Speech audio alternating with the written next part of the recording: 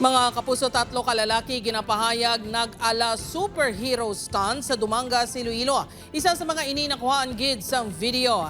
LTO-6 ginatumod na ang mga lalaki. Si Kim Salinas nakatuto. Makitaan sa sining video ang tatlo kalalaki nga nagamotorsiklo. Mation-tion, makita na ang isa kalalaki nga nag-aala superhero nga stunt. Wala na makuhaan sang video apang sunod sa uploader. Naghimo man sa kasubong nga stunt ang duha pa kalalaki samtang nagamaneho sa motorsiklo.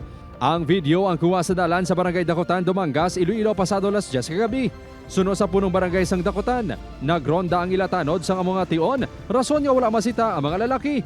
Sunod sa impormasyon sang barangay, hindi nila residente ang mga lalaki. Hindi ko mabahambal nga pangayaw sang sang Dumangas, pero lokal sang Dumangas, pero sa ako niya pangayaw diri sa barangay. Nagtahap na diyang akon mga pumuluyo, yung may mga motor ya. Wala na di isang pasaway. Issuean sang Land Transportation Office 6 ang show cause order ang tato ka persona nga wala pa makilalan. Tuman ka delikado ang ginhimo sa mga ini sunod sa ahensya. Kung may mga lisensya ini, i-revoke na to ni mga lisensya. And kung may sila lisensya, we will prohibit them from acquiring a license in the future. The license is only for the serving. Hunyo 2025 sa nakuhaan man sang video ang 17 anyos nga lalaki nga nag-ala superhero stuntman sa Barangay Dakotan.